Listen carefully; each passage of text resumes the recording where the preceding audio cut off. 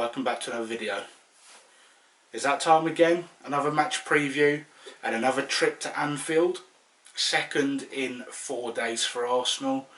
Played them in the Premier League on Monday night. This game for Thursday night is in the Carabao Cup, and it's going to be another interesting one. Let's quickly touch on the game on Monday night. Liverpool 3-1 winners. Interesting decisions made in the game from the referee, and then also some big chances missed. 2-1 down. Lacazette threw one-on-one against the goalkeeper.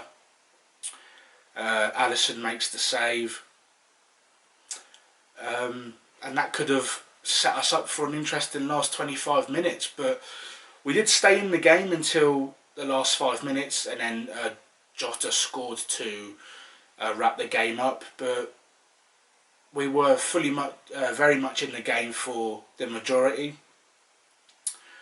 But yeah, I think that for this Carabao Cup game, the teams will be very much changed. We did face Liverpool last season in the Carabao Cup with weakened sides, and it ended 5-5, and then it went to a penalty shootout, which Liverpool won. So I think it's going to be very much the same as that one. Hopefully not as many goals conceded for Arsenal, but very much the same in terms of maybe not the first team players all involved. So let's try and get into the starting 11. In goal, I think it's going to be a chance for the new guy to step up, Renarsson. He joined us from, I think it was Dijon. I can't really pronounce the name of the club properly. From the French league, came in, hasn't had an appearance yet, so maybe now is the time to put him in and see what he's about, see what he's capable of. We brought him to be the backup. This is a cup competition. Let's get him involved and see what happens. I think we're going to stick with a back three. In the centre of the back three, I'm going to go for David Luiz. He's going to be the experienced head in this back three for me. He needs to help the other two next to him along with this game. He needs to, you know, just be the experience in the back line, you know, and just stay switched on, put in a performance. The reason why I'm playing him, it might be a bit of a risk, but I think he's only played one game this season. I know that he missed Fulham, and then I can't remember. I think he might have missed the West Ham game as well.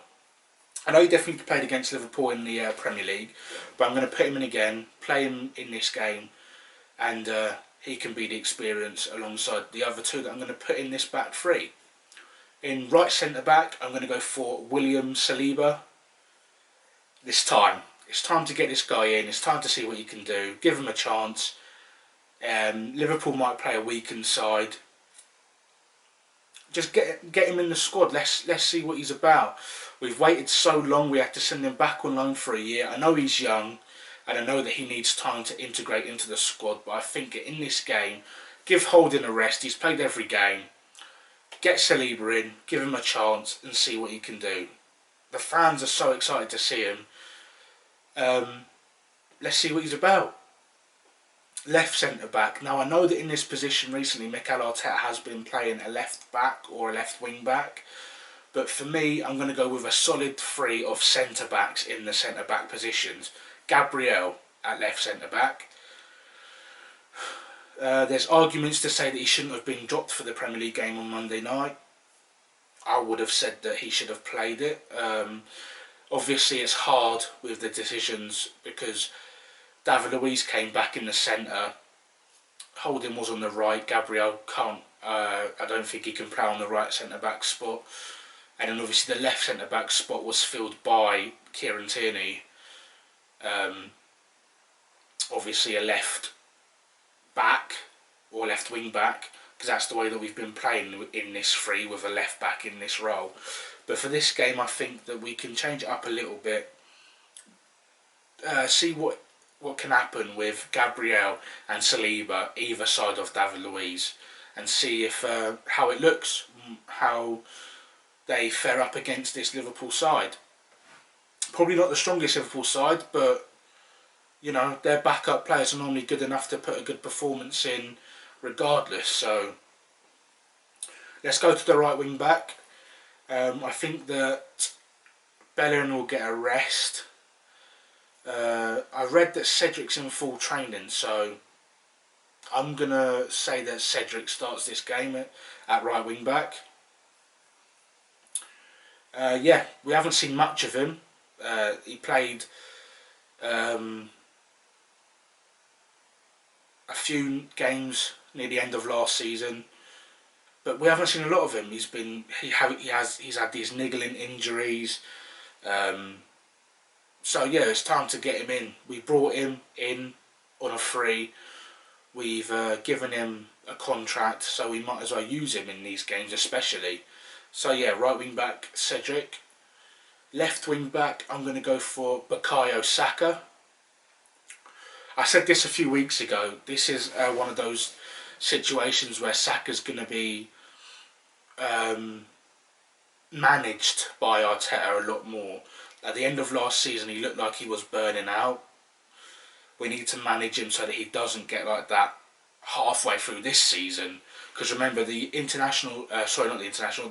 off season was very short, considering that the end of last season went all the way into July, and then the short period between July and September when the league started back up again. So yeah, I'll give him a chance in this game at left wing back. You know what you're going to get with Saka. He's got a very, very intelligent brain. He just knows football. He reads the game so well. He's still learning as well. This is the most impressive thing about Saka. He's this good already, and he's still learning. So he's only going to get better. But Mikel Arteta will know that he has to manage him well, and I'm sure he will. Moving into the midfield now, I'm a bit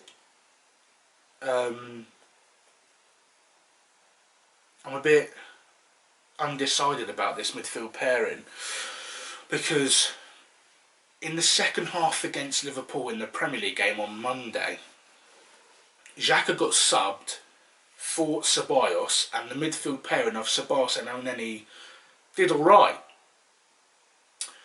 Ceballos was creating, Elneny was a little bit deeper, just in front of the back three. So I think that we'll give Xhaka a rest in this one. Elneny will be there, so let's put Mohamed Elneny. He's a squad player. He can do the basics all right. He keeps the ball ticking over, and he'll get about the pitch. He can cause a little bit of an issue for the midfielders of Liverpool with them keep on niggling at their heels. Hopefully he can just regain the possession and pass it on. But yeah, for this game, we'll start Mohamed Elneny. Next to him, I am going to go for Dani Ceballos, just because of the fact that he played so well when he came on in the Premier League game. There's the likes of Willock that's an option. Guendouzi's probably never getting in this squad again. Same with Mesut Ozil, so there's no point even mentioning those. Emil Smith-Rowe's back in full training, but this is a kind of position that's a little bit deeper than where Smith-Rowe would like to play. So we'll go with Ceballos. He's the guy that set up that chance for Lacazette, put it on a plate for him, and hopefully he can create more chances like that in this game. Moving on to the front three. On the right hand side, I'm going to start Nicolas Pepe. He needs minutes, he needs to rebuild his confidence. Play him, give him game time. Hopefully he can put in a good performance to lift his spirits, and we can finally start seeing this Nicolas Pepe that we saw in the league and last before we signed him, the season before last. And he can start proving why we paid so much money for him. I don't like the fact that so many fans are turning on him already. You've got to remember, it's been really hard for him. He had 3 managers last season, 3 different systems, 3 different set of instructions. He is trying his best. He always tries to put it in on the training field. People are forgetting that he's just recently become a new dad as well, so that must be Obviously this is personal life, but you've got to take that into consideration. And I just don't think that the criticism of obviously constructive criticism is fair enough, but when people are starting to slate him and tagging him on Twitter or Instagram in negative posts, I just don't think it's necessary. It's only going to dent his confidence even more. We need to get behind him because there is a player in there. He's quality, but we've got to build his confidence for him to express that on the field.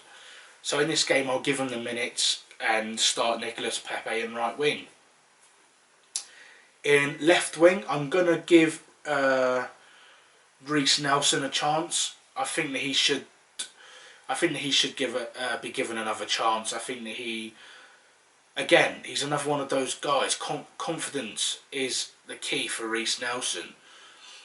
When you see Reece Nelson playing with confidence, obviously it's the same with most players. It's the best kind of Reece Nelson that you can see. People are saying that he needs a loan, and I would agree with that, but only if he's going to go to a team that attacks, because there's no point of sending him away to a team that's going to sit 10 men behind the ball, because it's not going to work. It just reminds me of Serge Gnabry going to West Brom. There's no reason for him to go to a team that's going to do that. If he does go on loan, it has to be to a Premier League team that shows a style of play on the field where attacking is what they do. Southampton, maybe they show a bit of attacking intent. Maybe Crystal Palace, keep them in London. But it all depends on if anybody comes in for him and if they can strike a deal with him on loan. But for this game against Liverpool, I would start Reece Nelson on the left wing, and just hopefully he can put in a decent performance and start to show the talent that we all know is in there somewhere. And then finally up front, I will go for Eddie Nketiah. This guy, he's impressed me recently a lot. There's not much that I can say besides the fact that he just keeps on scoring the goals. I mentioned it in a preview before. He scores for England. He scored our goal against West Ham to win that game. He's a kind of guy that he will get very frustrated with himself if he doesn't get a chance to score, or if he doesn't take a chance to score. For an example, I think there was a chance in the game, maybe it was against Leicester in the previous round, where the ball didn't quite get to him from Pepe's cross. The cross that ended up deflected in for a goal, an own goal. But you could see that he was frustrated in the middle of the box that he didn't get the chance to fall at his feet. But you like that about a player. You like to see that he wants to see the ball into him. He wants to get the chances. He wants to try and score the goals. And if he gets a chance, he's going to test the keeper, and that's the most important thing. Get your shots on target, make the keeper work. That's what Eddie Nketiah does. So no problems with Eddie starting up front in this game. So yeah, that's my predicted lineup. Hopefully we can get a good performance from whoever Mikel Arteta ends up choosing. That's the team that I would put out there. Who would you say should start this game? Do you think that we should go a little bit stronger than what I've done? Do you think that maybe we should change up the midfield partnership or the defensive partnerships? Leave it in the comments if you want to get involved. I normally do give a score prediction, and for this game I'm going to go for a 2-1 Arsenal victory. Let's get into the next round of the Cup. Let's bounce back from the defeat in the Premier League to Liverpool by beating them in this competition, and then after that we'll move on to the next few games before the international break. But yeah, that's it for this video. Thank you for watching. Leave a like if you liked it. Look out for more content. I'll be doing a preview for the Sheffield game on the weekend, and then yeah, that's all for now. Thank you for watching. I'll see you in the next one.